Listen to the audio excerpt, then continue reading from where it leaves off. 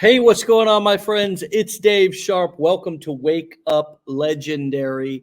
And my friends, I am so excited about this episode this morning. We have a guest who is in in a unique niche we're going to hear about.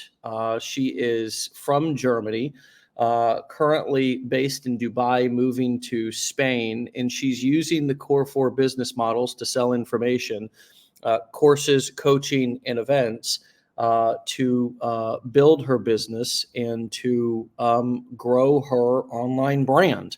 And so this is a beautiful example this morning of people, another expert or content creator, marketer, who's using our business models in a unique niche, so you guys can get some examples of how this is done. With that being said, let's go ahead and give a warm welcome, a legendary welcome to Jessica, all the way from Dubai. Good morning. Hello. Actually, I'm in Germany right now. Okay, all the way Hello from. from Germany. Hello. Good afternoon. It's 4 p.m. here.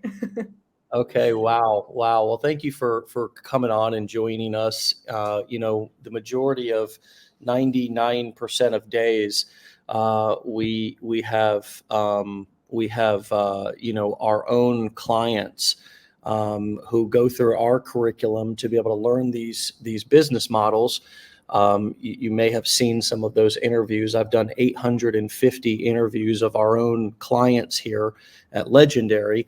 And, occasionally we like to bring in an outside guest who is also using these core four business models that we teach to sell information. And again, I said what those were: courses, coaching, events, or do affiliate marketing, selling somebody else's course, coaching program, or events. I believe that was your first um, venture into this online world. If I'm right, let me know. Tell us how you got started in this kind of crazy world of digital marketing.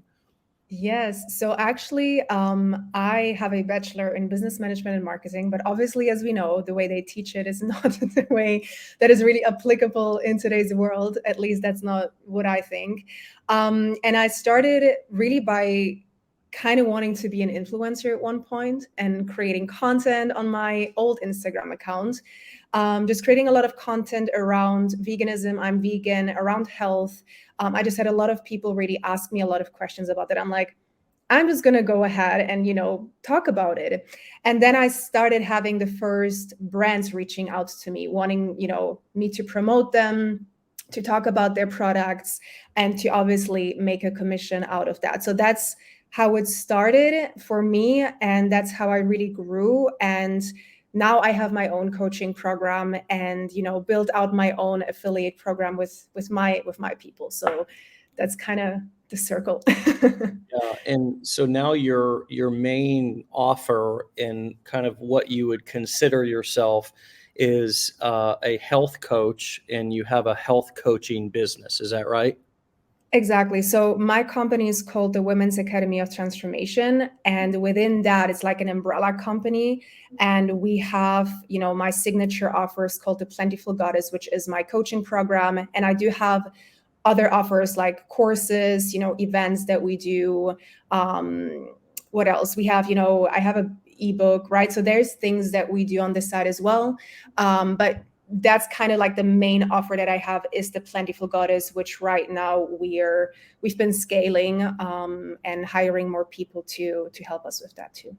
Nice. The plentiful goddess. I love Yes. that. I love. And so let's talk a little bit about starting from scratch. You have started from scratch, and I would say that you've had significant success with a fairly small audience. So I think Yes. that it's also great proof that you don't need to have hundreds of thousands or millions of followers to be able to make significant income and significant impact.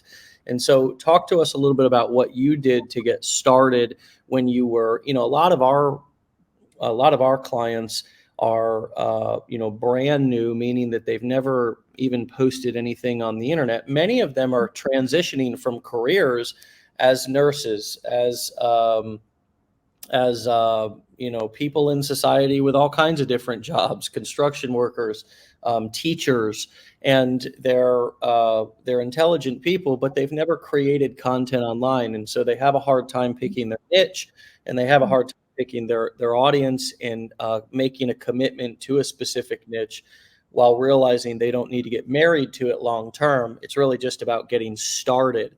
And then we run into new challenges, which is, well, what do I say in my first few videos if I don't have tons of success, meaning that lots of people aren't following me and listening to me yet. So where did you get started with those first few videos, and how did you begin to build your brand back in the very beginning? I think what's really interesting and what's important for me to share is that the first account that I had, I grew to around 12,000, 13,000 followers. And that was like years ago when Instagram looked very different. And the algorithm was very different. Reels didn't exist back then. That's how I started growing that account. And that's when I became like, my business grew a lot because I already had a following. So when I came out with an offer, people were like, yes, we want that. And then what ended up happening is, because the algorithm was changing so much, my Instagram account started to kind of go down in how do you say it? Like, people were not really seeing my posts anymore. And I was like, what is going on? I contacted Instagram. I talked to a couple of people that work at Instagram too. They're like, create a new account. I'm like, are you crazy? I just built this account of 12,000 followers, which obviously helped me build, my business to a pretty good amount. And now you want me to create a complete new thing? I don't think I can do that. And I was, battling with that idea for a while. I kept trying to really keep that account alive, but I was like, okay, this is no longer working. I saw a dip in my business. I saw, because people weren't seeing my stuff, and I would occasionally have, DMs from people. They're like, I stopped seeing your stuff. I was wondering where you were because you would always show up. I don't know what happened there, right? I might have been banned for a while. Like, Instagram had interesting things that, it did for a while. And so I ended up creating this new account, which I think now I have around like 4,500 or something followers. And I made more money in my business with that account. For that reason, I was at a pivotal time when I created this new account. I became very clear on what is my passion, what will I never get bored talking about, what is part of my life, which is just like second nature to me, and how can I really create value and speak from my heart. That was what was, I think, still today is why people end up coming to me and signing up with me as a coach, because I didn't want to be like the generic content where it's just like, here's another tip and here's something.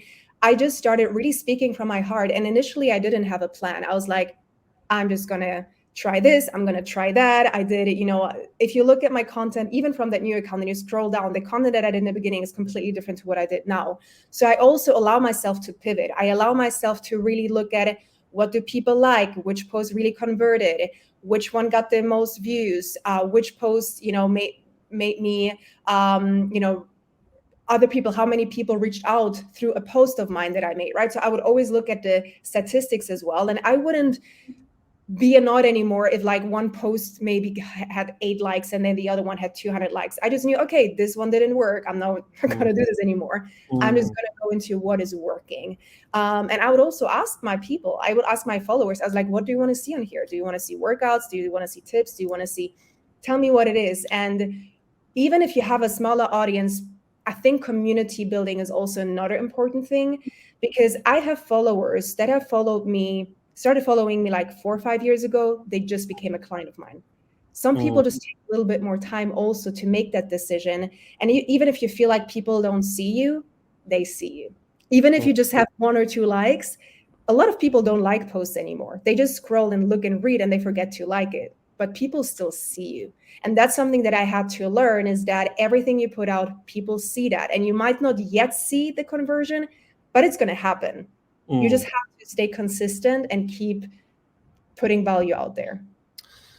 Love this. I mean, I usually throw hats on my shows when I'm getting excited and and I'm feeling the need to throw some hats here. What did you notice that was working better when you started to pivot your content, and what were you doing before? Talk to us about that pivot, that transition, and what you learned from that. I got crystal clear on my message. I realized I need to tell people what they want to hear, and I give them what they need, which means as a coach focusing on, let's say, vegan weight loss, I'm going to simplify it as much as possible. Vegan weight loss for women, okay? I'm going to speak about vegan weight loss for women. I'm going to give them the easy recipes. I'm going to give them the quick workouts. But when they come in to work with me, they do the actual work that needs to be done. They do the emotional work. They do the trauma work. They do all of this deeper stuff that ultimately is going to really help them transform. They do their mindset work. There's a lot of mindset that, I teach my clients, but I don't speak about it that much because people will not make that connection. Why should I think about mindset when it comes to weight loss? People, when they initially want to lose weight, they're looking for the quick tips, for the quick something that they can save and the quick workout. And that's ultimately what I had to do, because when I pivoted before, I would go into like those deep messages talking about trauma, and people weren't connecting as much anymore because they didn't understand where that was coming from. And I had to realize, okay, maybe this is not the right way to go. Maybe I have to simplify it. And that's another keyword, simplify it. It doesn't have to be complicated. People have a super short span now today. They keep scrolling so much. You really have to stand out. And the content that you make really has to, I believe it has to touch the hearts, and it has to be immediately like, why do you want to listen to me? And not talk about everything else that has nothing to do with your content. I do think, you have the right place in your stories where you can show more of your personality and your personal life.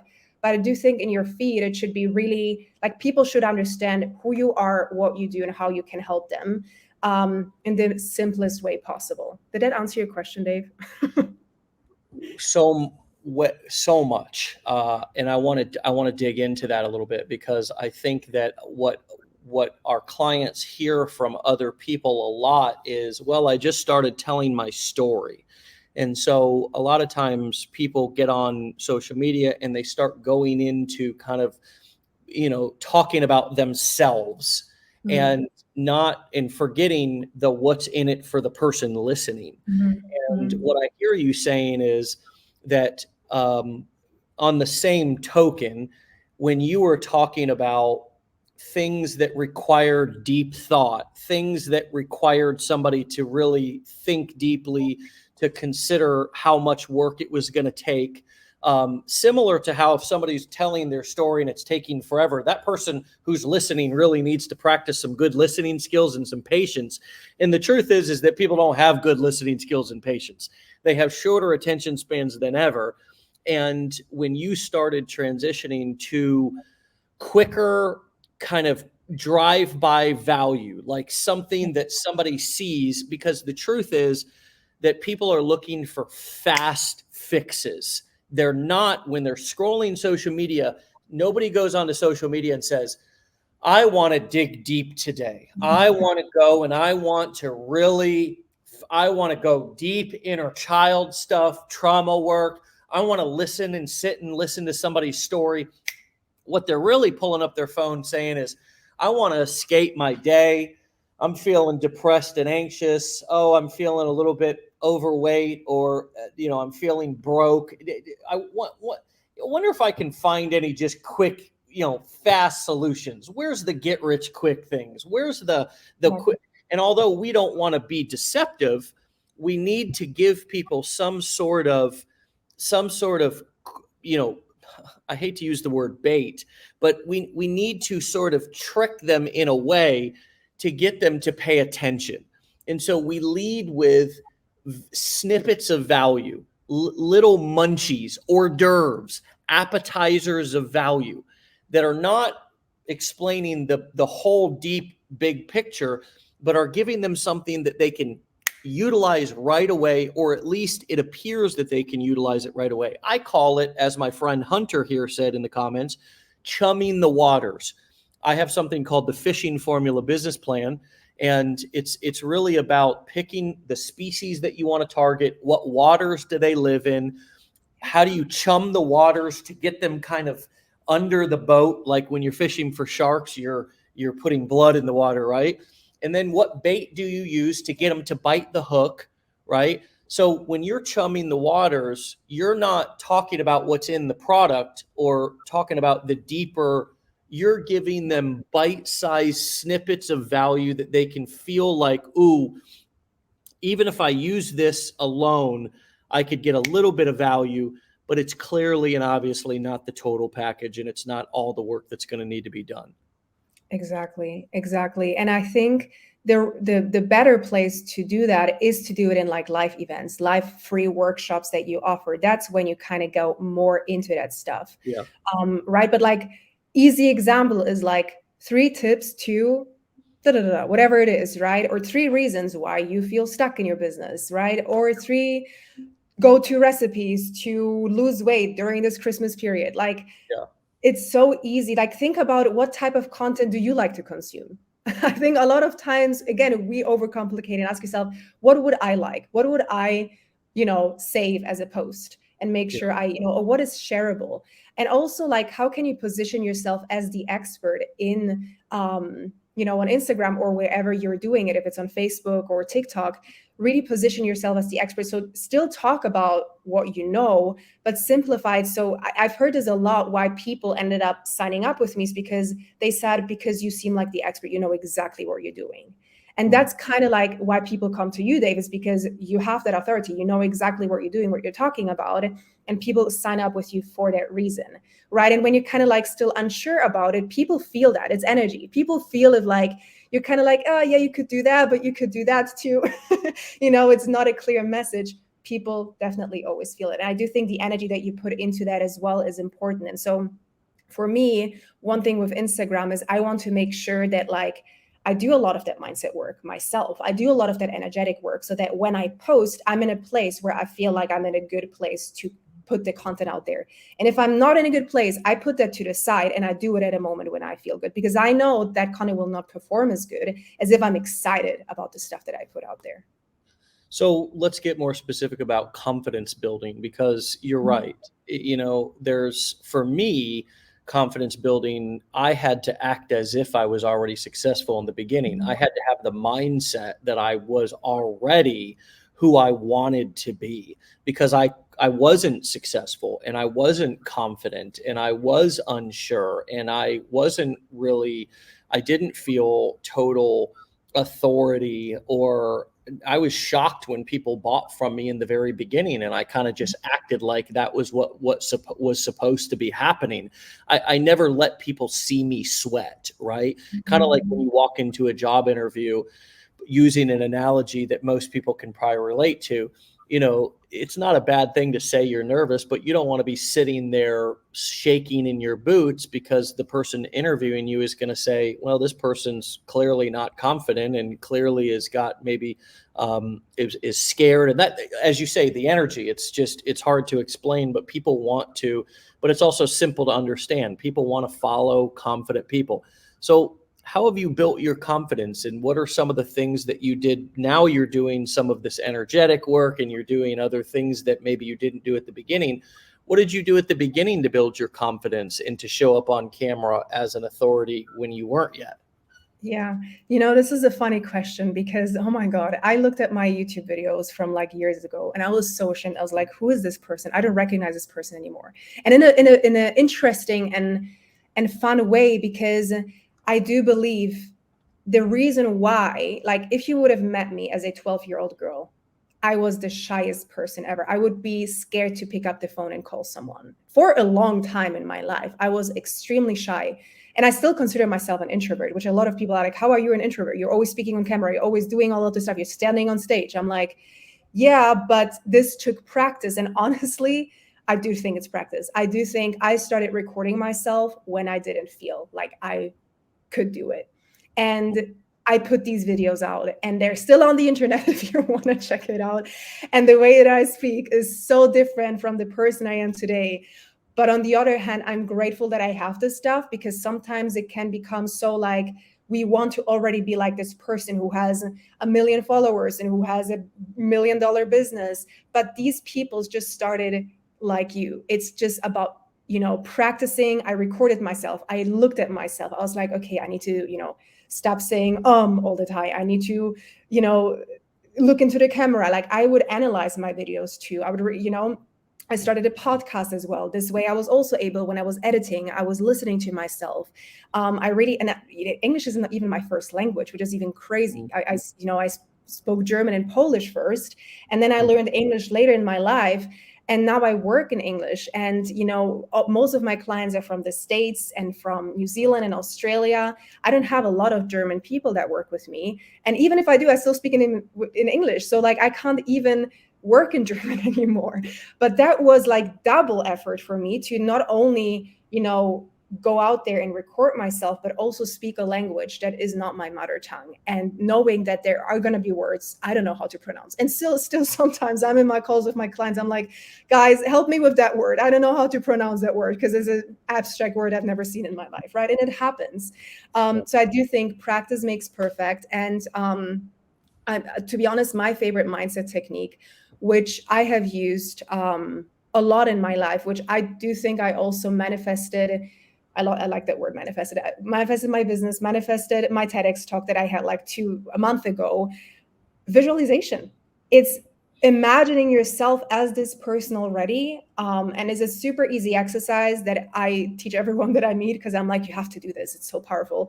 It's just it takes 2, 3, 4 minutes just by you closing your eyes and imagining yourself as this confident person, as the person that knows what she's saying, or what knows what they're saying, as this person that, stands on this stage, whatever it is that you want to create, as a person that has, I don't know how many followers and makes as much money as you want to. My goal is still to reach 1 million in my business, right? I have a multi-6-figure business, but I want to reach 1 million. So like, I always ask myself, what would Millionaire Jess do? Like, what would she do? The actions that the actions that I take, the decisions that I make from this version. I'm not yet, but I'm making them from as if I was already that version of myself. Right. And this really helps me of like, when I have to make an important decision, I'm like, okay, what would Millionaire Jess do? And also, to be honest, do things that scare you. Do things that sometimes feel like, oh, that's like, am I really this person already that can do that? Yes, you can, because that's really what's going to help you grow. And that is, sometimes it has to be that a little bit of scary, because that's what's really going to help you learn as well, and help you become that person. Love that. And that was exactly what I did to become more confident as well. Started to visualize myself. For example, back quite a few years ago, I was doing a lot of events, and we were putting on a lot of large events for 1, 2, 3, up to 4,500 people. So thousands of people, doing them 4 times a year. And this was earlier in my career before this current company. And so I got quite a bit of practice of being in front of large audiences. And of course, I was totally not a stage speaker. Still am not, right? In other words, I'm not a, like, how you see speakers and they clearly have, scripted talks that they do, and they've done it and they nail it. Even Tony Robbins, believe it or not, I've gone to a couple of his events, and he does the same event every time. And there's a lot of power in that. There's a lot of power in that planning. But for me, I'm more of an off the cuff guy. And so I would sort of get up on stage and kind of just wing it. And that always worked for me, and it actually still does. I just deal with what's right in front of me and try to work with people and their problems that are right there in the room in that moment. Yeah. However, one of the things that really helped me to become a better speaker was exactly what you're talking about: visualizing myself in the room, visualizing myself walking around, the body language, how I would move. I also did pick up tips from watching other speakers, such as I just mentioned a moment ago. I went to a couple of Tony events, and I saw how he moved around the room. And for a young kid, I went to one of his events when I was in my late 20s. I'm 40 now. That was great mentorship for me.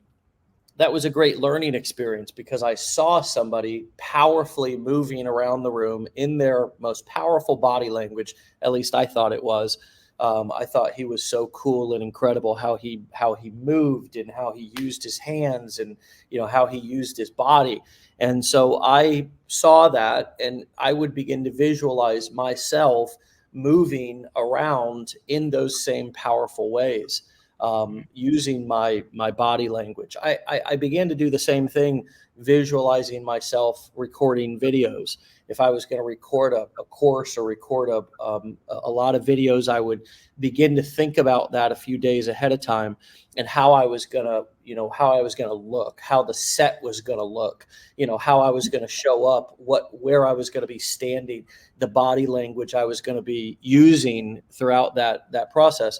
And it was almost like practicing rehearsal. I heard a story one time that said that they did a study, and I can't cite the study, so take it with a grain of salt. But that's an American phrase, I think. I know them. So they had two basketball groups, and one was practicing physically in the flesh. The other was just visualizing the shots, and then they brought them to actually perform the shots side by side together.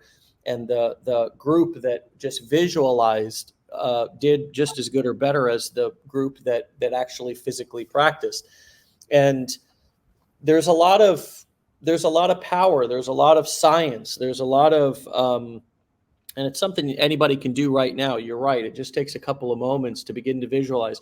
And I think the reason why that can be so powerful is because we so often think about worst case scenarios, and we create these negative self-fulfilling prophecies where we stress, and think about worst case scenarios. So then when we get in the moment, we're totally freaked out because we've rehearsed screwing up or choking so many times that we actually almost perform that negative result.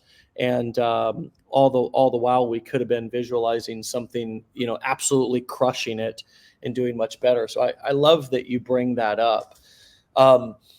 What sort of boundaries have you needed to set in your life in order to really become focused, in order to have the business that you have, that I have, that anybody listening has or wants to have?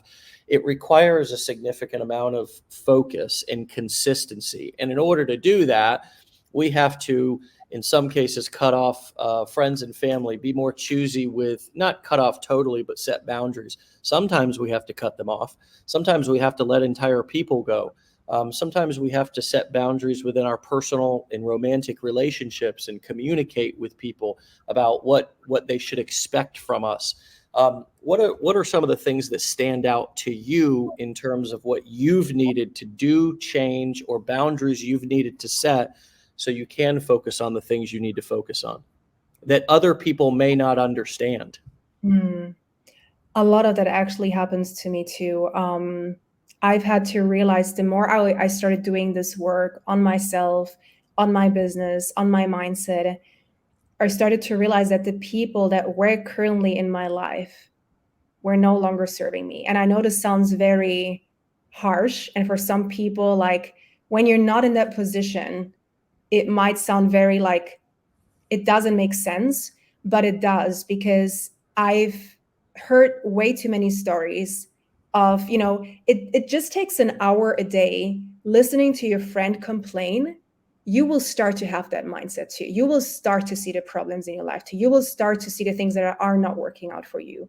And it requires a lot of discipline and a lot of work to think differently than a lot of people think. And I find myself, every time I was at a hairdresser like a month ago, and the conversation that she was having with me, I really did not want to participate, because I realized she was so negative about everything. And I was like, oh my God, I just want to leave. This is so bad. I have to cleanse myself or something. And I have to do another visualization after that. And I've had this comment from friends that I'm no longer the same person. And I'm like, Thank you. That's a great compliment. I appreciate that.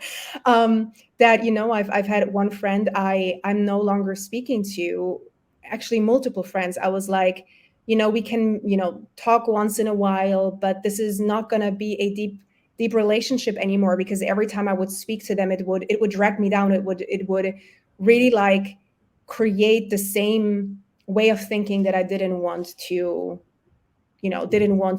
have myself too. And I mean, to be fair, like, I love my business, I love what I do, so that I never really felt like I made a lot of sacrifices. But as years passed and I looked back, I did make a lot of sacrifices. I just wasn't aware of that, because I was so in my vision, I was so in my tunnel vision, that like I was so happy with what I was doing.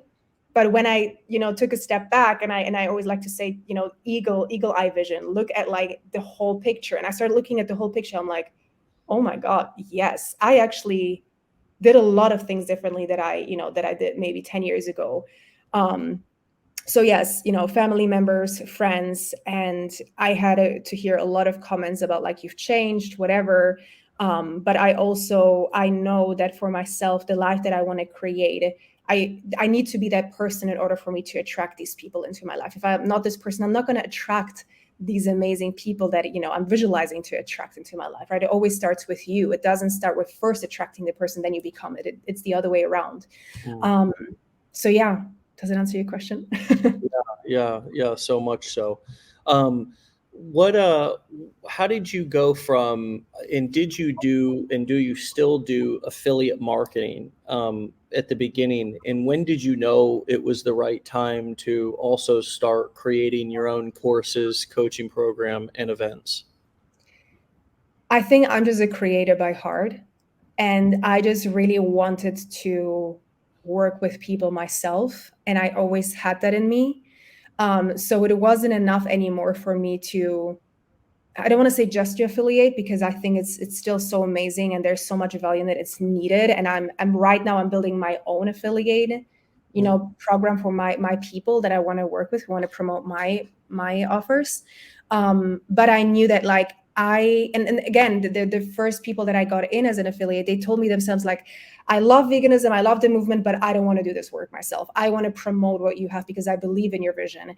And mm, I'm just a creator by heart. Like, I always have new ideas. I'm always like, oh, we can do this, and I want to teach this my clients. And I'm like, I learn something and I immediately bring it into my business. I learned something from another coach that I work with. I'm like, that is the thing I want to teach my clients next. Like, I just mm, love the process of being able to truly be part of the transformation of people. That is my biggest reward, to be honest. Like, that's why I do what I do. And obviously one day I hope to remove myself, marketing wise, as much as possible. I know I still have to be there, but like, the thing that truly fills my soul is like seeing these people, being able to really help them transform their lives. And that's why I decided to like completely pivot into that area, because it was just, even if maybe monetarily initially I was very scared because I had no idea what I was doing, I mm. knew that this was gonna, be the thing that's gonna fuel me. Yeah. And one of the things that I see some people do is, have success as affiliates, and then they want to create their own course or coaching program or event, and then Mhm. they totally throw the baby out with the bathwater, stopping all of what they were doing before that was bringing in income and allowing them to have success. And I think what I've learned along the way, and some of the most successful marketers that I know, including some of my own students, have done, is to add things to your business, not replace things in your Mhm. business. Mhm. So if you have an affiliate offer that's working really well, that is bringing in a lot of income, don't stop promoting that affiliate offer. Keep promoting that affiliate offer. Integrate it into your business in even further, but add some sort of a coaching program or a course. We've got a lot of people inside of our community that started brand new, started doing affiliate marketing, and then suddenly maybe they were in the online business or online marketing space. We have a lot of people who kind of start in that niche because they're passionate about their finances and they're passionate about their changing their financial situation, and so that's something they can talk about. And so some of our most successful students have just added a sort of like a Facebook coaching group to where somebody has to pay $50 or $100 a month to gain access to a Facebook group, gain access to group coaching calls, and then maybe they have an upgrade of some one-on-one, one-on-one offer or something that they're integrating into the back end of their business for an even higher, like paying more access to get to the person, the leader, the guru. What does your ascension value ladder look like inside of your business? You're offering somebody, I would assume, something free on the front end, or are you asking for an opt-in to get them onto your marketing list? And then what offers do they see ultimately leading up to something that is more high ticket on the back end, I would assume? I don't know. But talk to us a little bit about what is the back end of your business that we wouldn't see if we were just scrolling your social media, so we can understand how you're presenting products and programs to those people who are looking for that more advanced or personal touch from you. Yeah.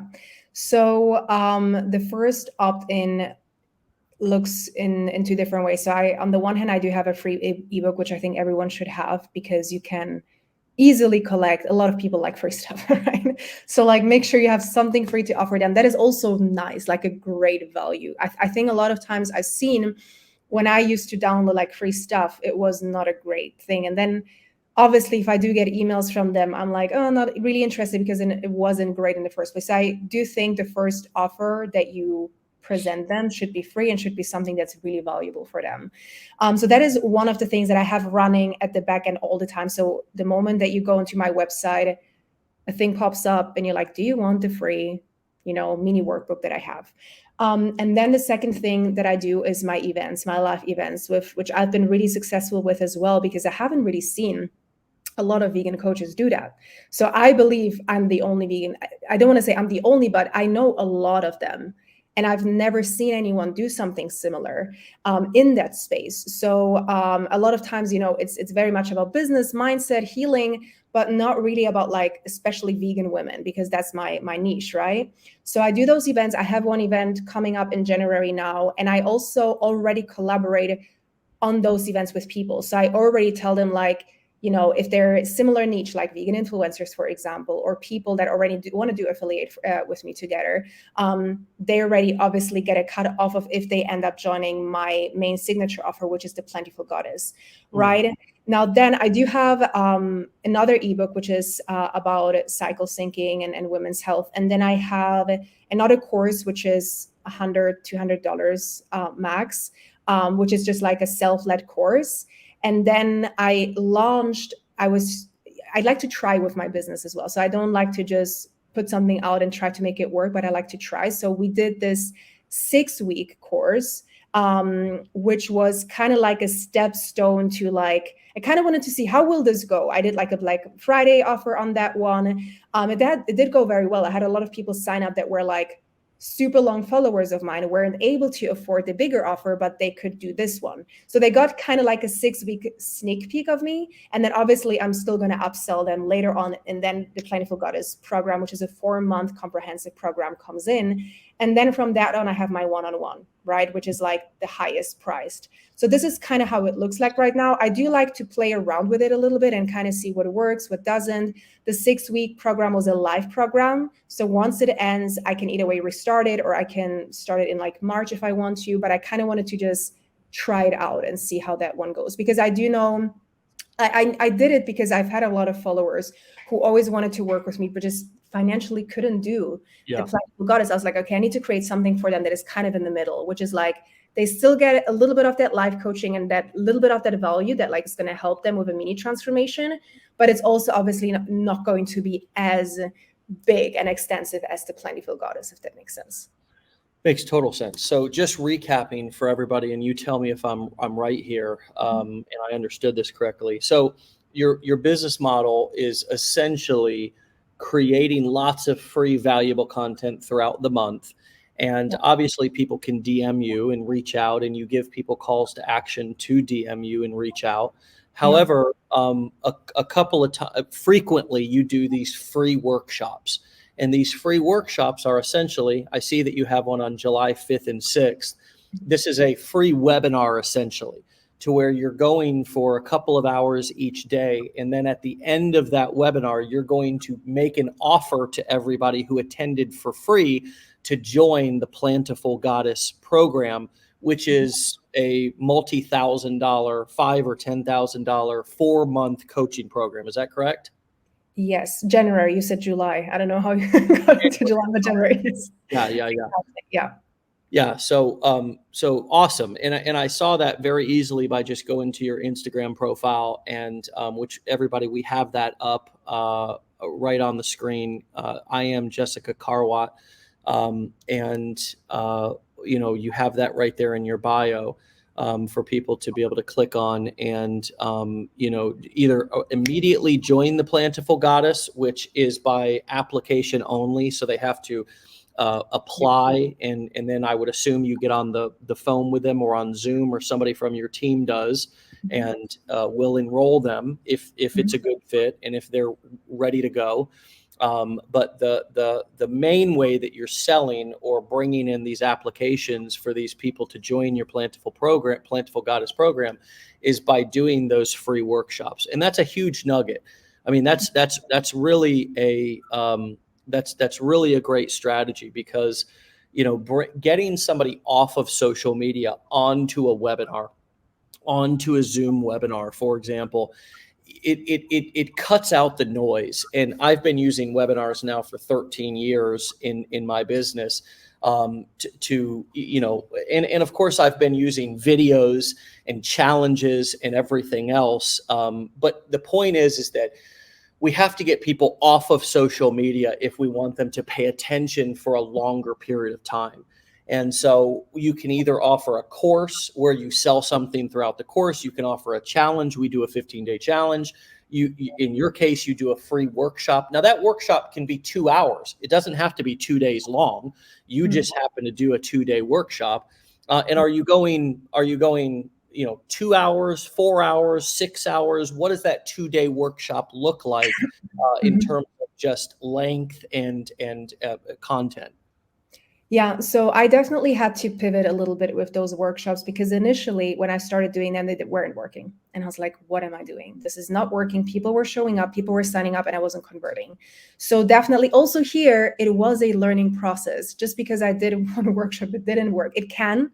I'm not saying that it won't, but I had to really do a lot of pre-work and trial and error until I was like, all of a sudden I had one event, which is like, what is happening? We had so many calls booked, I couldn't keep up with the amount of people that joined. And it was only because I was trying to pivot and look and what works, what doesn't, get feedback from people. Now initially I started with a 3-day workshop, which was pretty good, but I do think 3 days is, my opinion is, I think the longer people can spend time with you, the better.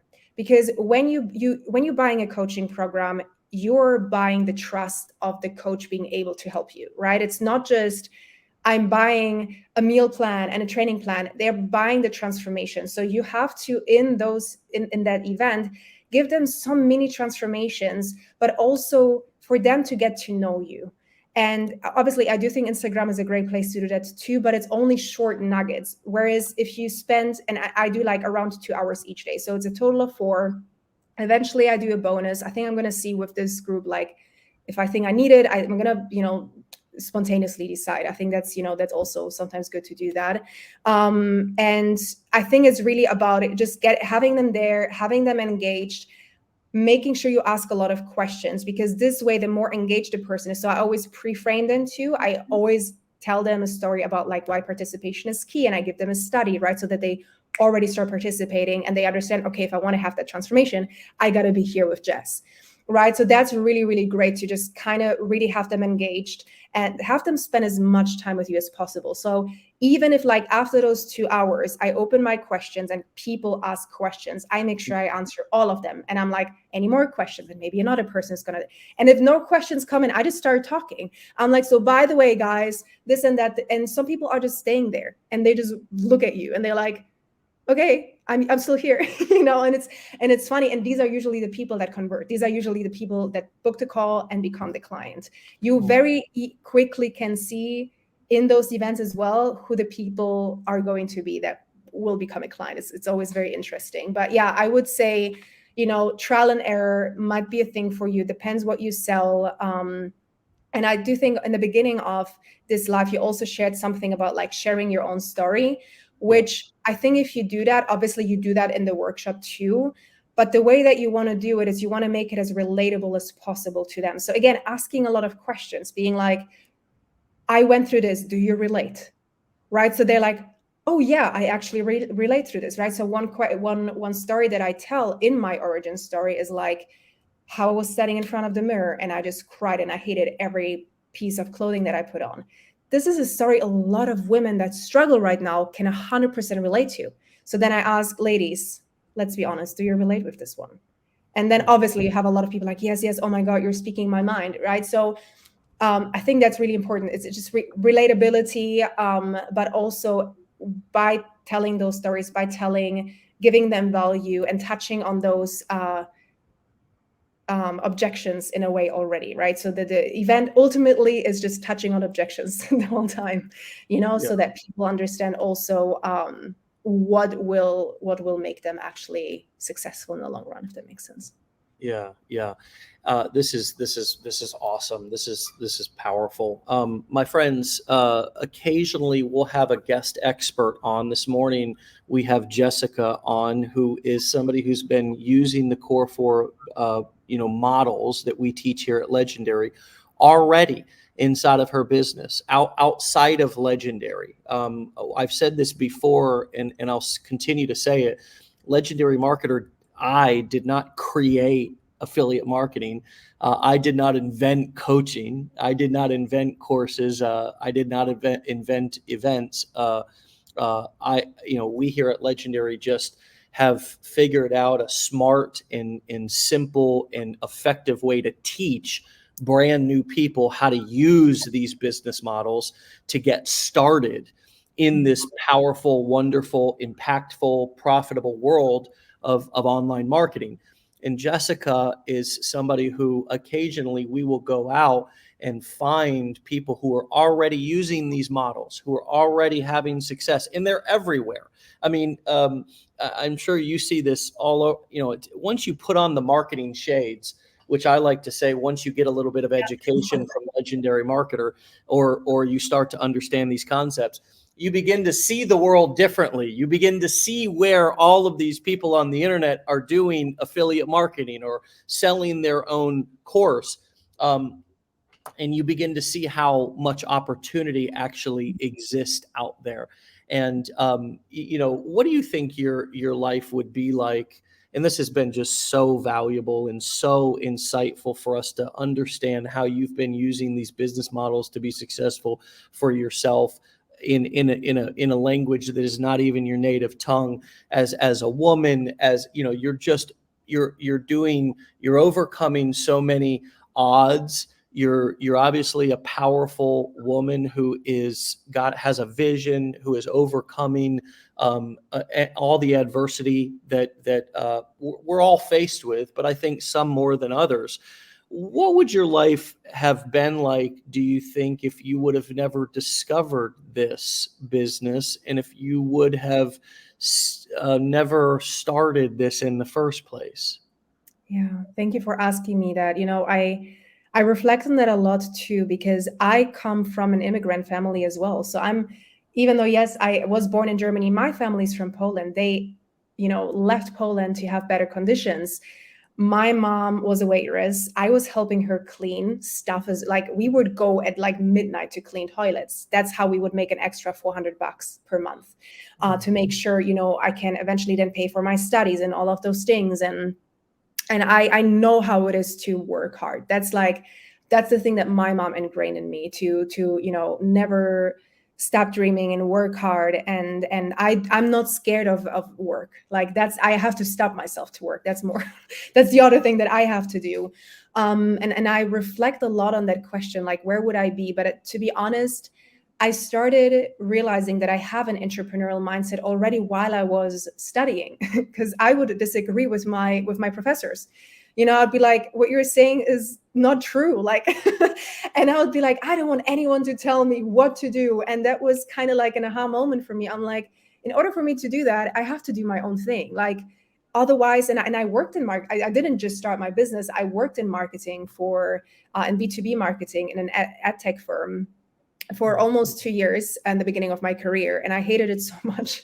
And I was like, this is just no, it was making me miserable. It was making me miserable. And I quit that job not having any plan at all. I didn't know. I went back to waitressing for a while, but I trusted. I was like, this is not it. I don't know what's on the other side, but I'm just going to trust to make that money and to survive. I moved back with my mom. And I'm so grateful my mom took me in, because I was at a point where I was like, I need to completely change my life. I don't know how it's going to look like, but I'm just going to give it a try. And again, waitressed for, 6 months. And then opportunities started to come around. I heard about coaching for the first time. I had no idea what coaching was. I started working as an assistant coach for this other vegan person. And I was like, this is great. I love this. And I see the money he's making. I could make that money myself. Why am I working for him? I was like, I now know how it works. And so I quit that job. And obviously there were a lot of things that I wanted to do differently. I saw the things that, like, I do think his coaching is great, but I wanted to do things differently. I wanted to specialize in women's health, which he wasn't doing.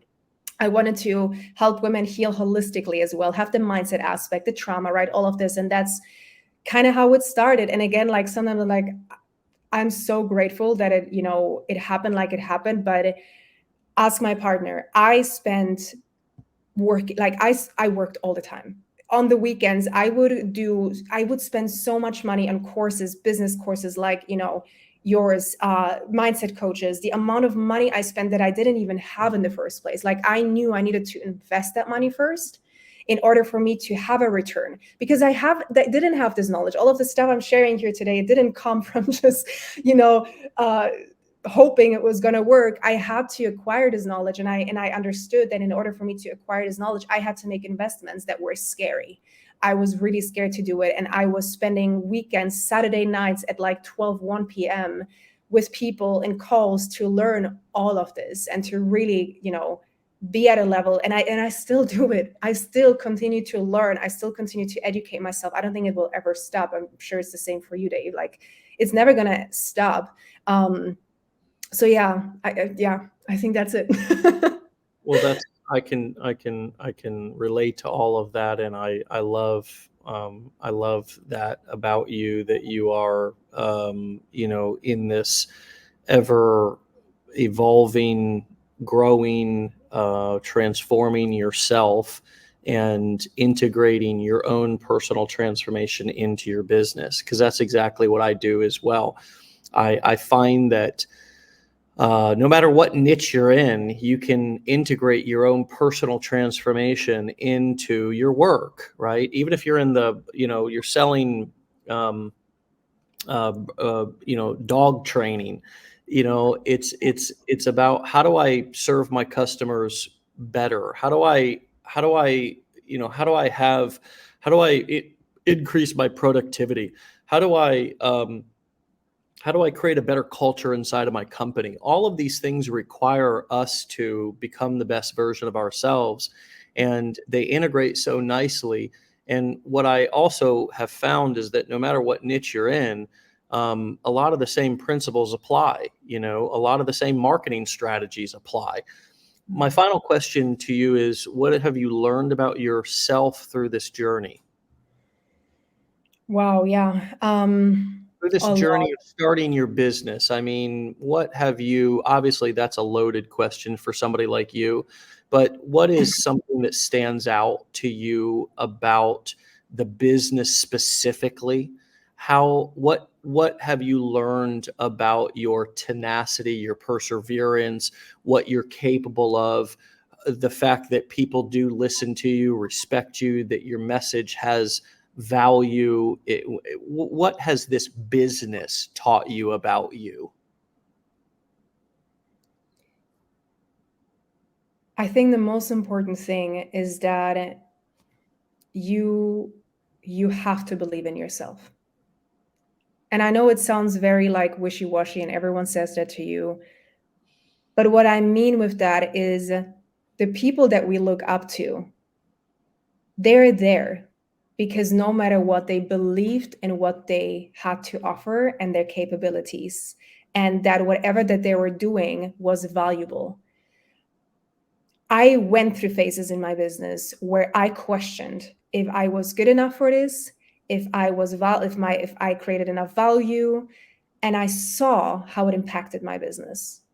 It was the same stuff I was teaching, but it was my mindset that was different.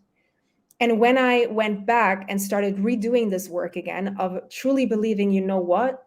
I am the best vegan coach a person can get for women. I know it. I know it. Because I have not seen, like, I don't think anyone could help them better. And when you have that mindset, just like you probably think, your offers are the best on the market. Otherwise you're going to hold yourself back in doing the things that are going to help you grow your business, because otherwise you're always going to question, oh, should I put this out? Do I think people are going to think this is valuable? It starts ultimately with you, because if you don't have that belief, no one can do it for you. And always looking for that external validation, that's also really, really problematic. I think after a while, it's good to have people tell you you're good and you're valuable, but that shouldn't be the number one thing that should keep you going. It should be what you believe and how you believe in yourself. Mm. um yeah.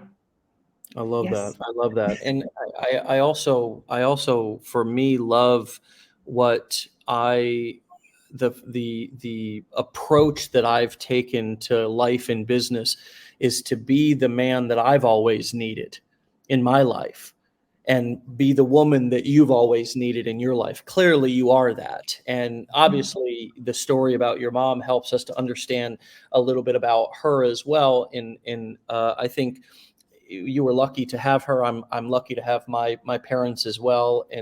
But also, I know what I need, and trusting that I know what I need, and first becoming the person for me that I need or have always needed.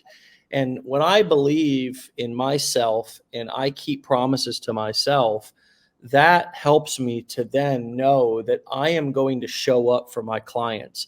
Yeah. If I believe that I'm going to show up for them, then I can present my offers and my content to them in a way that is going to be confident and is going to have conviction that uh, they may not do it, or they may sign up and then not follow through, but I'll still be here.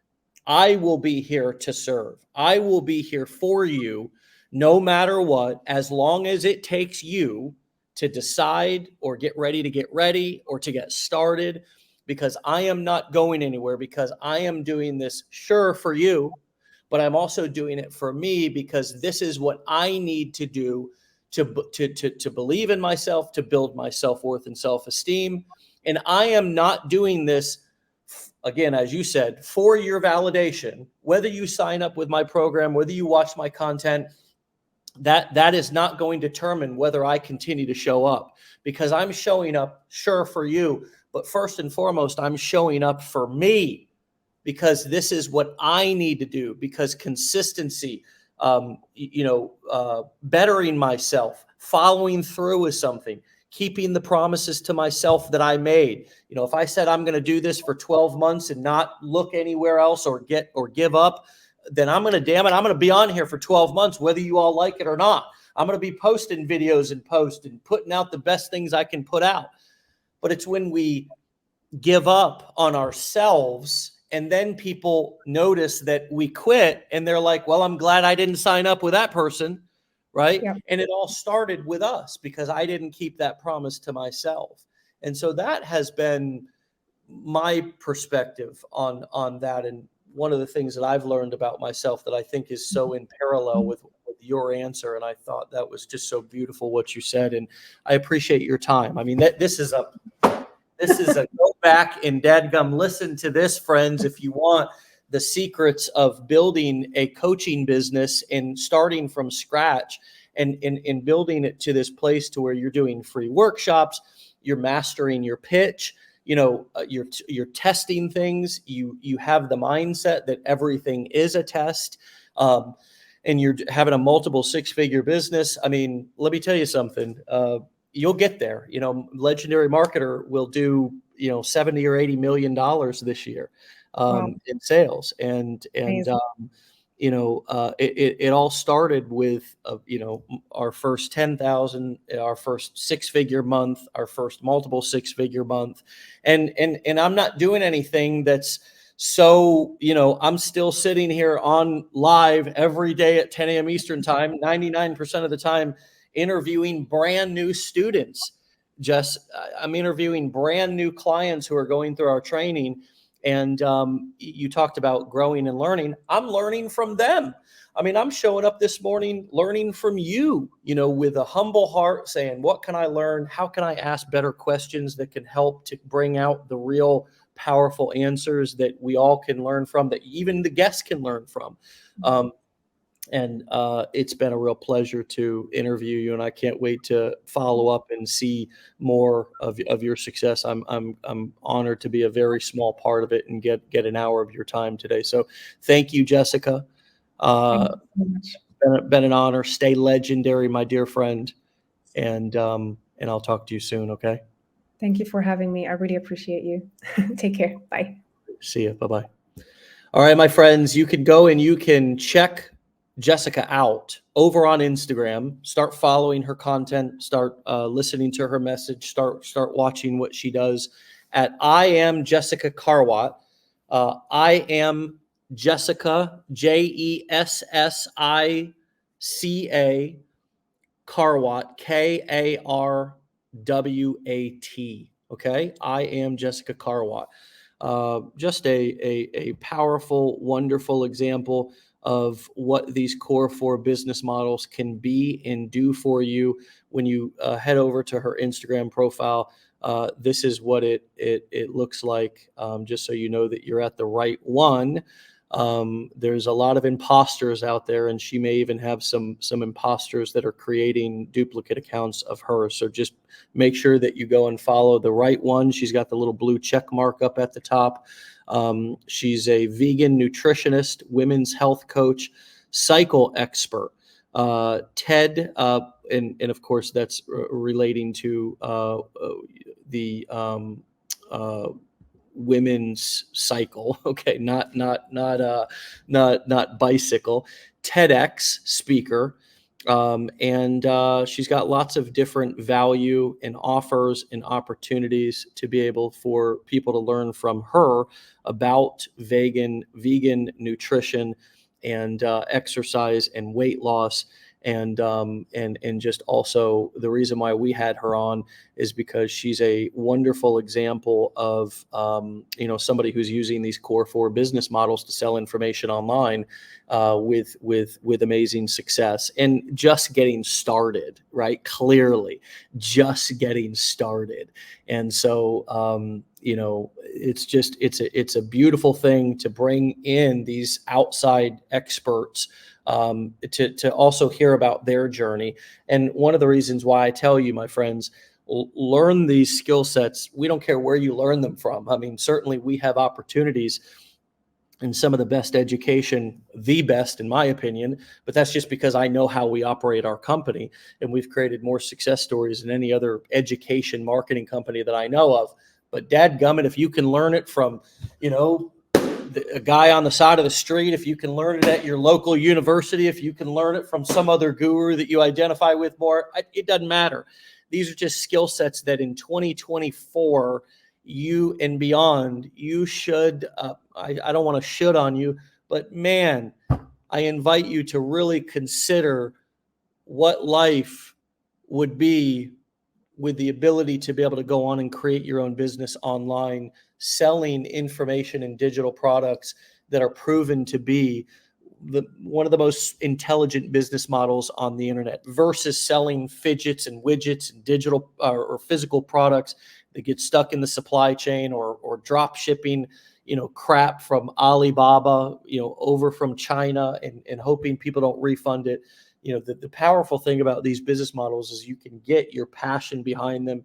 You can get into things that you're excited to talk about, and you can truly have an impact on people. And that's why we love them so much. And so once again, thank you, Jessica.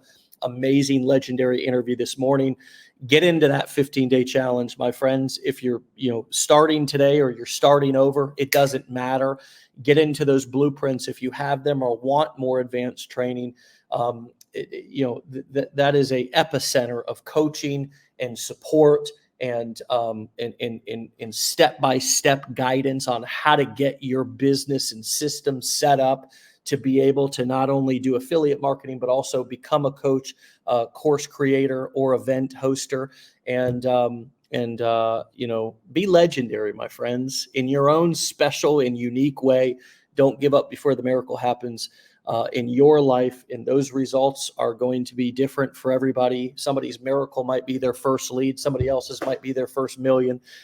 Each person has their own goals. Embrace your goals, embrace your journey, make it your own, and also appreciate your challenges, because they're your challenges. They're your struggles, not somebody else's. Hold them tight, learn from them. And we'll see you back here tomorrow for another episode. Get out of here. Peace.